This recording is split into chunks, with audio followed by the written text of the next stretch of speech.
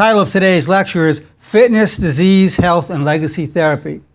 Fitness, disease, health, and legacy therapy. And what ties it together is a legacy therapy, because the key concept of legacy therapy is that enshrined within your deepest struggle, is the seed of your nobility, your destiny, and your legacy. And for many of us, health and disease can easily become your deepest struggle. If you have cancer, or you've had a heart attack or a stroke, your deepest struggle comes around it. Or if you have diabetes, your deepest struggle ties into your health. And often it's disease that motivates the quest for health. It's often disease that motivates the quest for health. And I tell my patients, I say, you know, I've had an education you haven't had. They wonder how I've been able to achieve so much, because I'm a world champion powerlifter, bodybuilder. My blood work is really good. My health, I became what I call the world champion health builder. And I don't cheat on my diet at all, on my exercise. And I say, but I've had an education you haven't had. And they right away think I'm talking about, you know, my work in graduate school or whatever, courses. And I say, no. My education was, you know how you driving on the streets and a paramedics come and it's going, and you pull to the side of the road and it goes by, right? Well, I've had the education of not pulling to the side of the road. I was in the paramedics on the way to the ER room about 3 or 4 times in my life. So you're in there. You're not on the side pulling off the side. You're in there. And you go to the ER room. They wheel you in on a gurney. They start putting needles in, so they give you intravenous drips, put in a blood pressure machine, start taking tests.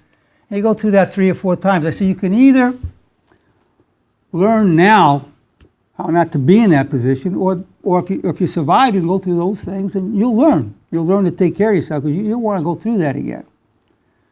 I had a heart attack when I was 61, about 15 years ago. I had prostate cancer when I was 65 years old. Of course, during the time I had the prostate cancer, the doctor said, well, you tested positive. You have a fair amount of this cancer in you, and it's somewhat aggressive. And I said, that's great. He said, what? I said, yeah, this prostate cancer will make me stronger spiritually, emotionally, and physically. And it did. I took the title, strongest man in the world, for my age and when I had the prostate cancer. It's also a period of tremendous joy and sense of appreciating God's creation and my love for other people, because I didn't know how long I'd be here. And they're wheeling me in the gurney to cut out my prostate, and I'm joking around with the doctors. The anesthesiologist just cracking up, laughing all the way in. Next thing I know, I'm waking up and I have my prostate, and just go from there. But here's the thing. Then you look for, well, you don't want cancer coming back. So you start learning, well, what do I have to do to prevent some other kind of cancer from not coming? So then you have the struggle to stay cancer-free. And then when I had that heart attack 15 years ago, what do I have to do to not get another heart attack? And then about 8 years ago, I started having labile hypertension. I could just be eating something, all of a sudden my blood pressure would shoot up to 190, 200. And I got to run into the emergency room. And so from that, I started carrying with me wherever I go a blood pressure gauge like this, and I have one that goes on here, or I have one by my bed, I have one in my office. Wherever I go, I carry this with me.